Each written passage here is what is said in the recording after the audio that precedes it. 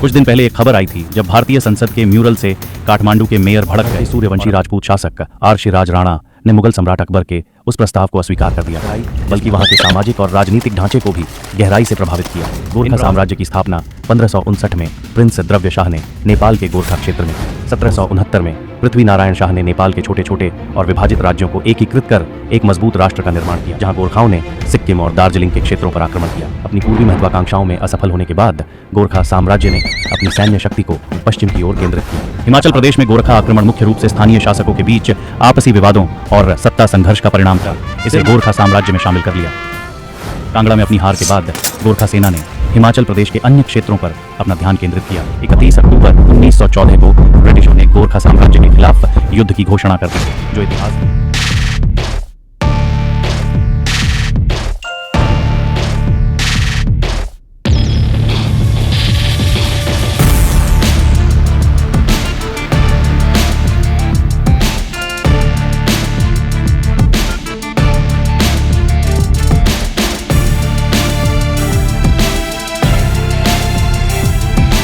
आए दिन नेपाल देश से ग्रेटर नेपाल का कोई नक्शा लटकाता है तो कोई भाषण दे देता है, लेकिन ये नहीं बताते कि उन्होंने क्या हरकत की और कैसे वे ग्रेटर नेपाल कहलाते हैं। कुछ दिन पहले एक खबर आई थी जब भारतीय संसद के म्यूरल से काठमांडू के मेयर भड़क गए और अपने कैबिन में ग्रेटर नेपाल की तस्वीर लगा ली अपना दावा दिखाने के लिए। हमने इसे एक वीडियो में कवर भी किया था। खैर, वो तो वही जाने उनका क्या एजेंडा है। एजेंडा से याद आया, इस वीडियो को बनाने का मेरा कोई छुपा हुआ एजेंडा नहीं है। मेरा मकसद बस आपको यह दिखाना है कि कैसे गोरखाओं ने आज के हिमाचल प्रदेश में आक्रमण किया और उनका पतन कैसे हुआ। ये सारी बातें सार्वजनिक उपलब्ध डेटा, किताबें, न्यूज़ आर्टिकल्स और AI जैसे रिसर्च माध्यमों पर आधारित हैं। मेरा किसी भी देश को अच्छा या बुरा दिखाने का इरादा नहीं है, बस तथ्यों को आपके सामने सरल और मज़ेदार तरीके से रखने का प्रयास है। मैं अपने देश से प्यार करता हूं और नेपाल से भी। तो चलिए शुरू करते हैं।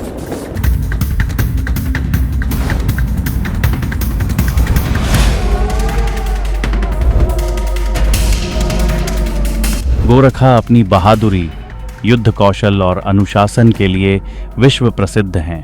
इनकी वंशावली नेपाल से जुड़ी है और इनका नाम गोरखा जिले तथा संत गोरखनाथ से प्रेरित है।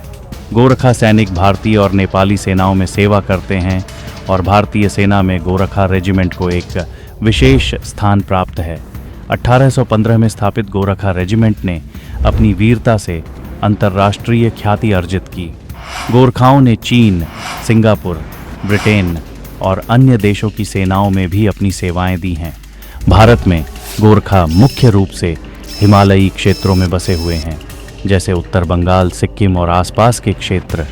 इनकी उपस्थिति न केवल सैनिकों के रूप में बल्कि एक ऐतिहासिक और सांस्कृतिक विरासत के रूप में भी भारतीय उपमहाद्वीप पर गहरा प्रभाव डालती है। चित्तौड़गढ़ और भारत के उत्तरी पर्वतीय राज्यों के बीच ऐतिहासिक संबंध इस क्षेत्र की सांस्कृतिक और राजनीतिक धरोहर में महत्वपूर्ण स्थान रखते हैं। चित्तौड़गढ़ के सूर्यवंशी राजपूत शासक आर्शिराज राणा ने मुगल सम्राट अकबर के उस प्रस्ताव को अस्वीकार कर दिया था, जिसमें अकबर ने उनके उत्तराधिकारी फतेह सिंह राणा से विवाह की इच्छा व्यक्त की थी। यह प्रस्ताव अस्वीकार करने के बाद राजपूतों और मुगलों के बीच संघर्ष तेज हो गया। अकबर की शक्ति और युद्ध नीति के कारण चित्तौड़गढ़ में राजपूत परिवारों को कठिनाइयों का सामना करना पड़ा और उनमें से कई ने उत्तर भारत के पर्वतीय क्षेत्रों, विशेष रूप से राजस्थान से हिमालय की ओर पलायन किया।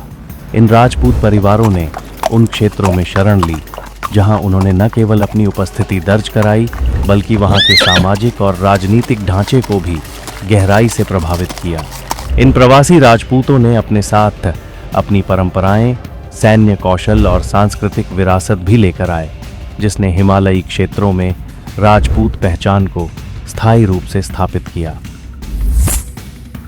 गोरखा साम्राज्य की स्थापना 1559 में प्रिंस द्रव्य शाह ने नेपाल के गोरखा क्षेत्र में की, जो उस समय एक छोटा लेकिन रणनीतिक रूप से महत्वपूर्ण राज्य था। द्रव्य शाह ने कुशल शासन और सैन्य ताकत के माध्यम से इस साम्राज्य की नींव रखी। उनके उत्तराधिकारी यशो ब्रह्मा शाह ने इस वंश को और अधिक सुदृढ़ किया, जिससे गोरखा साम्राज्य की राजनीतिक स्थिति मजबूत हुई। हालांकि गोरखा साम्राज्य को एक क्षेत्रीय शक्ति में बदलने का श्रेय राजा पृथ्वी नारायण शाह को जाता है। 1769 में पृथ्वी नारायण शाह ने नेपाल के छोटे छोटे और विभाजित राज्यों को एकीकृत कर एक मजबूत राष्ट्र का निर्माण किया। यह प्रक्रिया सैन्य शक्ति, कूटनीति और कुशल प्रशासन का अद्भुत मिश्रण थी। उनके प्रयासों ने आधुनिक नेपाल की नींव रखी और गोरखा साम्राज्य को एक प्रभावशाली सैन्य शक्ति बना दिया। पृथ्वी नारायण शाह द्वारा नेपाल के विभिन्न राज्यों को एकीकृत करने के बाद गोरखा साम्राज्य ने अपनी सैन्य ताकत और विस्तारवादी नीति को सुदृढ़ किया। इस विस्तार अभियान की शुरुआत पूर्वी हिमालय से हुई, जहां गोरखाओं ने सिक्किम और दार्जिलिंग के क्षेत्रों पर आक्रमण किया। उन्होंने सिक्किम राज्य के पश्चिमी हिस्सों तक अपनी उपस्थिति दर्ज कराई, जो उस समय नेपाल और भारत के बीच एक रणनीतिक क्षेत्र था। इसके अलावा गोरखाओं ने तिब्बत के सीमावर्ती क्षेत्रों पर कब्जा करने की महत्वाकांक्षा के साथ आक्रमण किए। हालांकि उनके प्रयास तिब्बती चीनी संयुक्त बलों के प्रतिरोध के कारण असफल रहे। तिब्बत और चीन की संयुक्त सैन्य ताकत ने गोरखा साम्राज्य की पूर्वी दिशा में विस्तार की योजना को विफल कर दिया। अपनी पूर्वी महत्वाकांक्षाओं में असफल होने के बाद गोरखा साम्राज्य ने अपनी सैन्य शक्ति को पश्चिम की ओर केंद्रित किया। 1804 तक गोरखाओं ने कुमाऊं और गढ़वाल के महत्वपूर्ण क्षेत्रों पर कब्जा कर लिया और यमुना नदी के किनारे अपनी मजबूत उपस्थिति स्थापित की। ये पश्चिमी विस्तार गोरखा साम्राज्य के सैन्य कौशल और रणनीतिक योजना का प्रमाण था। इन अभियानों ने गोरखाओं को भारत तिब्बत सीमा क्षेत्रों में एक प्रभावशाली शक्ति बना दिया और हिमालयी राज्यों के राजनीतिक परिदृश्य को बदल दिया। हिमाचल प्रदेश में गोरखा आक्रमण मुख्य रूप से स्थानीय शासकों के बीच आपसी विवादों और सत्ता संघर्ष का परिणाम था। सिरमौर राज्य के राजा करम प्रकाश को उनके छोटे भाई रतन सिंह ने सत्ता से बेदखल कर दिया। इस विद्रोह में रतन सिंह को हिंदुर के राजा राम शरण सिंह का समर्थन प्राप्त था। सत्ता संघर्ष के दौरान एक लड़ाई में करम प्रकाश जैसे दिखने वाले एक व्यक्ति की मृत्यु हो गई। इस भ्रम ने रतन सिंह के शासन को वैध बना दिया और उन्हें सिरमौर का नया शासक घोषित कर दिया गया। करम प्रकाश को इस पराजय के बाद निर्वासन का सामना करना पड़ा। अपने राज्य को वापस पाने के लिए उन्होंने नेपाल के प्रभावशाली गोरखा सेनापति अमर सिंह थापा से सहायता मांगी। अमर सिंह थापा, जो अपनी सैन्य कुशलता और रणनीतिक कौशल के लिए प्रसिद्ध थे, ने करम प्रकाश का समर्थन किया और 1804 में सिरमौर पर आक्रमण कर इसे गोरखा साम्राज्य में शामिल कर लिया। राजा संसार चंद, कांगड़ा राज्य के एक प्रभावशाली और शक्तिशाली शासक, ने 1886 में कांगड़ा किले पर पुनः कब्जा किया। यह किला, जो सामरिक दृष्टि से अत्यंत महत्वपूर्ण था, कांगड़ा के गौरव और शक्ति का प्रतीक बन गया। संसार चंद के नेतृत्व में कांगड़ा ने 1887 से 1205 तक एक स्वर्णिम युग का अनुभव किया। इस अवधि में उन्होंने अपने राज्य का विस्तार करने के लिए कई सैन्य अभियानों का नेतृत्व किया, जिससे कांगड़ा एक समृद्ध और सशक्त राज्य के रूप में उभरा। हालांकि उनके विस्तारवादी प्रयासों ने कहलोन, मंडी और चंबा जैसे पड़ोसी पहाड़ी राज्यों के शासकों को उनके विरुद्ध कर दिया। इन छोटे राज्यों के शासकों ने संसार चंद की बढ़ती शक्ति को एक खतरे के रूप में देखा और गोरखा साम्राज्य से हस्तक्षेप की मांग की। 1805 में गोरखा सेना का नेतृत्व कर रहे सेनापति अमर सिंह थापा ने इन राज्यों के अनुरोध का उत्तर दिया। अमर सिंह थापा, जो अपने साहस और सैन्य कौशल के लिए जाने जाते थे, ने कांगड़ा पर आक्रमण की योजना बनाई। 1806 तक उन्होंने 40,000 सैनिकों के साथ कांगड़ा किले की घेराबंदी कर दी। यह घेराबंदी कांगड़ा की सैन्य और राजनीतिक ताकत के लिए एक बड़ा खतरा थी। कांगड़ा किले की घेराबंदी ने न केवल किले के रक्षकों की साहस और धैर्य की परीक्षा ली, बल्कि राजा संसार चंद की राजनीतिक और रणनीतिक क्षमता को भी चुनौती दी। किला, जो उस समय कांगड़ा राज्य की ताकत और समृद्धि का प्रतीक था, लंबे समय तक गोरखा सेना के घेरे में रहा। प्रारंभिक आपूर्ति और संसाधनों की पर्याप्तता के बावजूद समय के साथ किले के अंदर की स्थिति खराब होने लगी। घटते संसाधनों और बढ़ते दबाव ने राजा संसार चंद को अपने राज्य की रक्षा के लिए बाहरी सहायता लेने पर मजबूर कर दिया। उन्होंने पंजाब के महाराजा रणजीत सिंह से मदद की अपील की। रणजीत सिंह, जो स्वयं एक सशक्त शासक और रणनीतिकार थे, ने संसार चंद की मदद करने के लिए सहमति व्यक्त की, लेकिन इसके बदले कांगड़ा किले पर नियंत्रण की शर्त रखी। 1808 में दोनों शासकों के बीच ज्वालामुखी की संधि पर हस्ताक्षर किए गए। इस संधि के अनुसार यदि रणजीत सिंह गोरखा सेना को हराने में सफल रहते तो कांगड़ा किले का नियंत्रण उन्हें सौंप दिया जाता। इस संधि के तहत पंजाब और कांगड़ा की संयुक्त सेना ने गोरखा सैनिकों के खिलाफ मोर्चा संभाला। 1809 में रणजीत सिंह और संसार चंद की संयुक्त सेनाओं ने गोरखा सैनिकों को हराने में सफलता प्राप्त की। गोरखाओं को मजबूर होकर कांगड़ा से पीछे हटना पड़ा। ये जीत हिमालयी क्षेत्र में गोरखा साम्राज्य के विस्तार पर एक बड़ा प्रहार थी और पंजाब के रणजीत सिंह के राजनीतिक प्रभुत्व को और मजबूत करती है। हालांकि इस जीत के बाद कांगड़ा किला रणजीत सिंह के नियंत्रण में आ गया, जो उनके शासन के अंत तक पंजाब साम्राज्य का हिस्सा बना रहा। कांगड़ा में अपनी हार के बाद गोरखा सेना ने हिमाचल प्रदेश के अन्य क्षेत्रों पर अपना ध्यान केंद्रित किया और नए क्षेत्रों पर कब्जा करने की योजना बनाई। उनकी रणनीति का मुख्य उद्देश्य इन क्षेत्रों में अपनी उपस्थिति को मजबूत करना और गोरखा साम्राज्य का विस्तार करना था। उन्होंने बघाल, नालागढ़, जुब्बल और बुशहर जैसे प्रमुख क्षेत्रों पर सफलतापूर्वक कब्जा कर लिया। इन क्षेत्रों में उन्होंने अपने प्रशासनिक केंद्र स्थापित किए, जो उनकी सैन्य और राजनीतिक शक्ति के प्रतीक बन गए। गोरखा शासन की विशेषता उनका कठोर प्रशासनिक ढांचा और उच्च कराधान नीति थी। गोरखाओं ने इन क्षेत्रों पर अपने नियंत्रण को सुदृढ़ करने के लिए कड़े नियम लागू किए, जिनमें भारी कर और कठोर दंड प्रमुख थे। इन नीतियों ने स्थानीय लोगों के लिए जीवन को कठिन बना दिया और व्यापक असंतोष का कारण बना। हिमाचल प्रदेश के लोकगीत और मौखिक इतिहास में गोरखा शासन की इस अवधि को कठिनाई और पीड़ा के युग के रूप में याद किया जाता है। इन कहानियों में गोरखा सैनिकों की क्रूरता, भारी कराधान और स्थानीय जनसंख्या पर उनके दमनकारी शासन का वर्णन मिलता है। यह अवधि हिमाचल के इतिहास में एक ऐसा समय थी जिसने स्थानीय समाज पर गहरा प्रभाव डाला और उन्हें गोरखा शासन के खिलाफ एकजुट होने के लिए प्रेरित किया।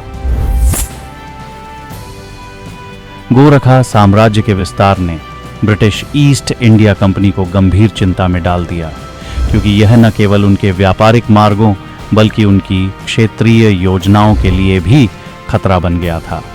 गोरखा सेना का आक्रामक विस्तार और उनके पंजाब के गांवों पर कब्जा करने के प्रयास ने ब्रिटिशों को मजबूर किया कि वे गोरखाओं को रोकने के लिए ठोस कदम उठाएं।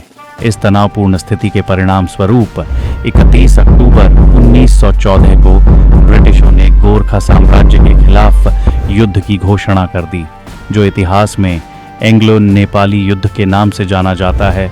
यह युद्ध, जो 1 वर्ष से अधिक समय तक चला, गोरखाओं और ब्रिटिश सेनाओं के बीच कई निर्णायक लड़ाइयों का साक्षी बना। इनमें नाला पानी, देहरादून और मलौन किले में हुई लड़ाइयां विशेष रूप से महत्वपूर्ण थीं। नाला पानी की लड़ाई, जिसे गढ़वाल क्षेत्र में लड़ा गया था, गोरखा सैनिकों की अद्वितीय साहस और दृढ़ता का उदाहरण बनी। मलौन किले की लड़ाई में गोरखा कमांडर भक्ति थापा ने असाधारण वीरता का प्रदर्शन किया। वह अंतिम समय तक किले की रक्षा के लिए लड़ते रहे और अपने साहस से गोरखा सैनिकों का मनोबल ऊंचा बनाए रखा। हालांकि ब्रिटिश सेना की रणनीतिक श्रेष्ठता और आधुनिक सैन्य तकनीक के सामने गोरखाओं को गंभीर नुकसान उठाना पड़ा। 815 तक ब्रिटिश सेनाओं ने डेविड ऑक्टरलोनी जैसे कुशल और रणनीतिक कमांडरों के नेतृत्व में गोरखा साम्राज्य के ठिकानों को व्यवस्थित रूप से ध्वस्त कर दिया। ब्रिटिश सेना ने गोरखाओं के खिलाफ अपनी आधुनिक सैन्य तकनीक और संगठित रणनीतियों का प्रभावी ढंग से उपयोग किया, जिससे गोरखा सैनिकों को निरंतर हार का सामना करना पड़ा। मलौन किले की लड़ाई इस संघर्ष का एक निर्णायक मोड़ साबित हुई। गोरखा सेनाओं का नेतृत्व कर रहे भक्ति थापा, जो अपने अदम्य साहस और वीरता के लिए जाने जाते थे, किले की रक्षा करते हुए शहीद हो गए। उनकी मृत्यु गोरखा सैनिकों के मनोबल पर गहरा आघात थी। भक्ति थापा की वीरता और उनके बलिदान की गाथा इतिहास में आज भी अमर है, लेकिन उनकी मृत्यु ने गोरखा सेना की स्थिति को कमजोर कर दिया। गोरखाओं को न केवल लगातार सैन्य नुकसान का सामना करना पड़ा, बल्कि उनके घटते संसाधन और युद्ध के लिए अनुकूल रणनीति की कमी ने उनकी मुश्किलें और बढ़ा दी। इन चुनौतियों के बीच गोरखा सेनापति अमर सिंह थापा, जो अपनी नेतृत्व क्षमता और साहस के लिए प्रसिद्ध थे, ने अंततः 25 नवंबर 1915 को ब्रिटिशों के सामने आत्मसमर्पण कर दिया। गोरखा साम्राज्य की हार के बाद यह स्पष्ट हुआ कि केवल सैन्य ताकत ही विजय का एकमात्र आधार नहीं होती। समय और परिस्थितियों में विश्वास पात्र मित्र और सहयोगी बनाना भी अत्यंत महत्वपूर्ण होता है। गोरखा साम्राज्य का आक्रामक और कठोर व्यवहार उनके लिए दुर्भाग्य का कारण बना, क्योंकि न तो स्थानीय हिमालयी राजाओं ने उनकी सहायता की और न ही तिब्बत और चीन जैसी शक्तियों ने उनके पक्ष में हस्तक्षेप किया। यह उनकी नीति और व्यवहार की विफलता को दर्शाता है। 4 मार्च 1916 को सुगौली की संधि पर हस्ताक्षर हुए, जो गोरखा साम्राज्य के इतिहास में एक निर्णायक मोड़ साबित हुई। इस संधि के तहत नेपाल को अपने बड़े क्षेत्रीय हिस्सों को ब्रिटिश ईस्ट इंडिया कंपनी को सौंपना पड़ा। इसमें हिमाचल प्रदेश, उत्तराखंड और सिक्किम के बड़े हिस्से शामिल थे।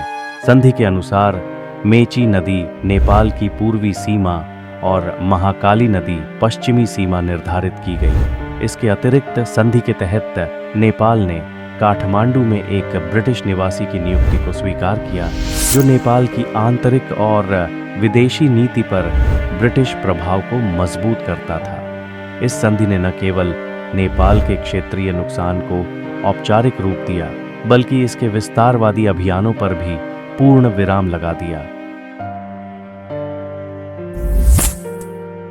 हिमाचल प्रदेश पर गोरखा आक्रमण उस क्षेत्र के इतिहास का एक ऐसा अध्याय है जो शक्ति, संघर्ष और सामरिक महत्वाकांक्षाओं का प्रतीक है। यह आक्रमण स्थानीय पहाड़ी राज्यों के आंतरिक विवादों, गोरखा साम्राज्य की विस्तारवादी नीति और ब्रिटिश औपनिवेशिक रणनीति के आपसी टकराव का परिणाम था। गोरखाओं की बहादुरी, उनकी सैन्य कुशलता और उनकी दृढ़ता को इतिहास में हमेशा याद किया जाता है।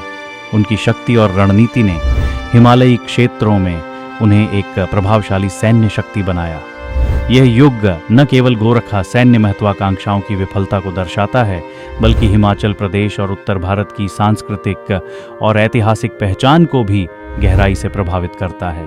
इस संघर्ष ने क्षेत्र के राजनीतिक परिदृश्य को बदल दिया और ब्रिटिश साम्राज्य के लिए हिमालयी क्षेत्रों में अपने प्रभाव को मजबूत करने का मार्ग प्रशस्त किया। हिमाचल प्रदेश के इतिहास में यह अध्याय स्थानीय प्रतिरोध और साहस का प्रतीक है, जो आने वाली पीढ़ियों के लिए प्रेरणा का स्रोत बना रहेगा।